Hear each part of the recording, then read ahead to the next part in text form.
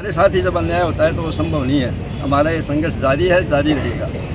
एक इन जो 2-3 व्यक्तियों ने जिस तरह की जातिवाद को फैलाने की पहले भी कोशिश की, आप सबको पता है कि लाल सोट के प्रखंड को लेकर तहसीलदार के विषय को लेकर वहाँ भी उस प्रखंड को भी इन्होंने जातिवाद के रूप में बढ़ाने की कोशिश की थी।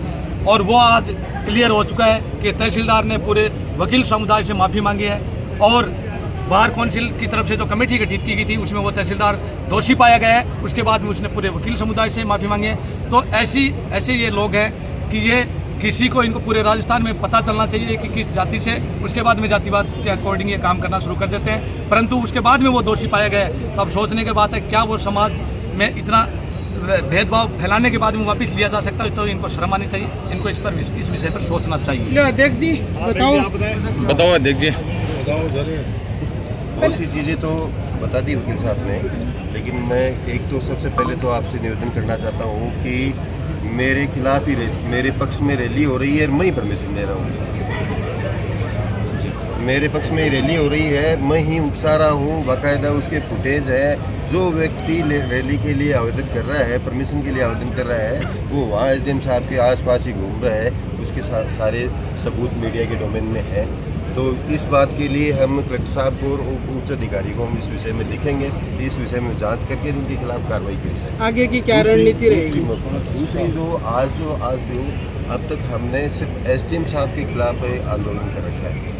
एसडीएम से जो उस सीट के खिलाफ, न कि किसी व्यक्ति या किसी समाज के खिलाफ। लेकिन आज रैली के अंदर उन्होंने जो वकीलों के खिलाफ जो बोला है ना, वकील मुर्दाबाद के जो नारे लगाए हैं ना, तो वो हो सकता है संपत्ति के खिलाफ लगाए, जहाँ तक भी ठीक है, लेकिन वकीलों के खिलाफ लगाए हैं तो वो लोग राजस्थान में उनको जो तहसीलदार ने जिस तरह से माफ़ी मांगी है ना, उनके लिए मुश्किल हो जाएगा। लाल सोट वाली जो घटना हुई थी, उस घटना में इन्होंने फैलाया कि समाज का कोई इस तरह के लोगों ने फैलाया था। लेकिन आज सबके सामने वो वीडियो आ गया और उसमें साफ वो स्वीकार कर रहा है कि मेरे से गलती हो गई। तो ये जो लोग हैं ना, समाज का, शहर का, विधानसभा क्षेत्र का, नवलगढ़ का जो सामाजिक सौहार्द है उसको ख़त्म कर रहे हैं। तो मैं तो इनके खिलाफ हम कार्रवाई करेंगे, निश्चित रूप से कार्रवाई करेंगे और इसमें बिल्कुल नहीं चूकेंगे। जो धरने की जो बात है ना, धरना तो हम अभी तक तो बिल्कुल शांतिपूर्ण धरना कर रहे हैं, यहाँ से कहीं नहीं गए हैं। लेकिन अब आगे जो है रणनीति है जो और बढ़ाई जाएगी और उग्र किया जाएगा।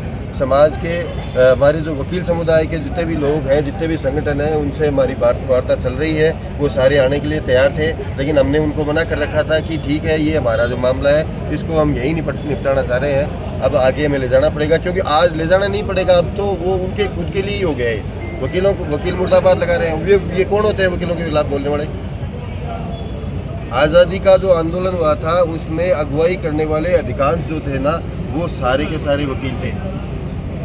इनके खुद के जो मुकदमे लड़ते हैं ना, वो भी वकील हैं। एसडीएम साहब के खिलाफ जो एफआईआर दर्ज हुई थी, उस एफआईआर को वो जमानत करवाने वाले, वो चार्जशीट में प्रोसीडिंग पे स्टे कराने वाले भी वकील थे। तो कैसा माहौल बना रहे हो आप? समझते नहीं है क्या? इस नवलगढ़ की जनता समझती नहीं है क्या? ये दलाली नहीं चलेगी, बिल्कुल भी नहीं चलेगी। और हम ये नहीं चाहते हैं कि हमें थोड़ा सा अपना टेम्पर जो है हाई करना पड़े। हम ज़्यादा से ज़्यादा ये रैली निकालो, उनका अधिकार है। हमारा तो प्लान ये था कि वो रैली लेके आए और हमें उन पे पुष्प वर्षा करें, लेकिन हमें प्रशासनिक अधिकारियों ने कहा कि नहीं, कोई फालतू में कोई हो सकता है, इसलिए हमें रोक दिया। बाकी हमारा तो ये था कि हम स्वागत करें, उनको पानी पिलाएं, चाय पिलाएं और पुष्प वर्षा करें। उनका अधिकार है, करो ना। लेकिन रैली के अंदर जिस तरह की भाषा का यूज कर रहे हो ना, उसका हिसाब आपको देना पड़ेगा। भ्रष्ट अधिकारी के खिलाफ जो वकीलों ने धरना दे रखा है, उसके विरुद्ध और भ्रष्ट अधिकारी के समर्थन में जो एक रैली निकाल कर एक ज्ञापन दिया गया है, उसका सबसे पहले पूरा अभिभाषक संघ खंडन करता है।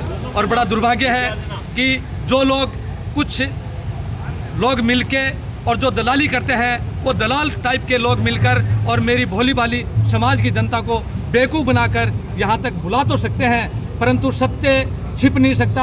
आज नहीं तो कल उनके सामने आएगा। उस दिन मेरा समाज किस स्थिति में रहेगा, उनको सोचना चाहिए, उन दलालों को, 2-4 लोगों को, कि वो समाज को आधार ना बनाएं एक भ्रष्ट अधिकारी के पक्ष में। और अभी थोड़ी देर पहले आपके ही चैनलों के माध्यम से उनके भाषण और जो शब्द थे वो बड़े ही निंदनीय थे। ऐसे शब्द और भाषा का इस्तेमाल वो कर रहे हैं वो लोग चाहते हैं और एसडीएम की आश्रय से और उनके बुलाए अनुसार उन्होंने ये सारा घटनाक्रम रचा है। उसके सबूत हमारे पास हैं। उन सबूतों को लेकर हम आगे की कार्रवाई भी करेगी हमारी पूरी बार एसोसिएशन।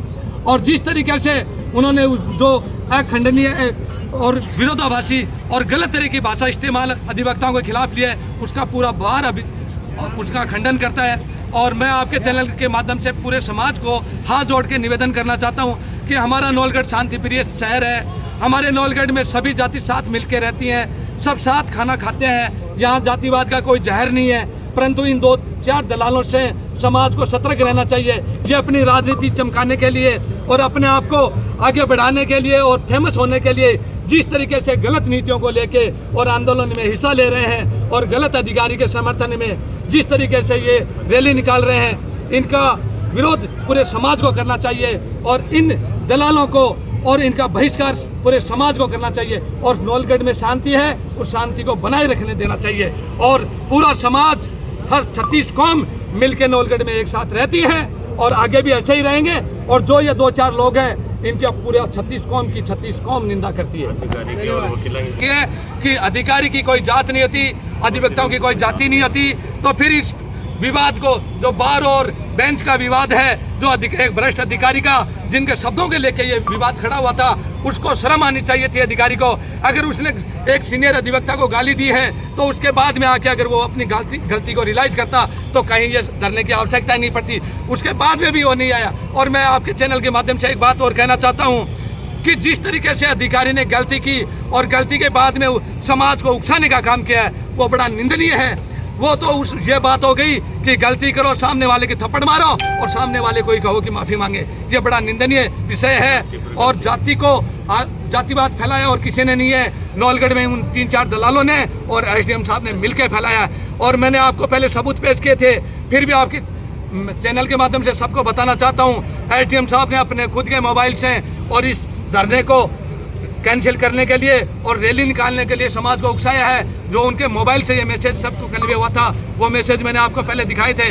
और अभी थोड़ी देर पहले वो कह रहे हैं कि समाज विशेष के लोगों का यहाँ विरोध किया जाता है। उसका मैंने कल विरोध आपके मीडिया के सामने रखे थे तथ्य कि यहाँ किसी जाति को लेकर अधिकारी का विरोध नहीं किया गया है। और जिन लोगों का उन्होंने विरोध का नाम लिया है, उन अधिकारियों का तो बिल्कुल भी नहीं किया गया है। और एसडीएम वर्तमान, अभी आप सबको पता है, पूरे राजस्थान को पता है कि एसीडी अगर किसी अधिकारी को रंगे हाथ पकड़ती है तो वो प्रथम दृष्टया दोषी होता है और वो भ्रष्टाचारी कहलाता है। और आज भी एसडीएम उस प्रकरण के अंदर दोष मुक्त नहीं हुए हैं, तो ये 2-4 दलाल मिलकर उनको दोष सिद्ध कैसे दे सकते हैं? ये बड़ा ही गंभीर विषय है। और ऐसे जो भ्रष्ट अधिकारी को, हमारे नौलगढ़ को ऐसे अधिकारी की आवश्यकता नहीं है। और वकीलों की सीधी सी मांग है, सबका एक ही ध्येय है कि भ्रष्ट अधिकारी यहाँ से जाए और किसी अच्छे अधिकारी को लाए, वो चाहे किसी भी समाज का हो, कि वो अधिकारी की कोई जात नहीं होती है। धन्यवाद। अमर सिंह जी बताइए, 11 दिन हो गए धरने को।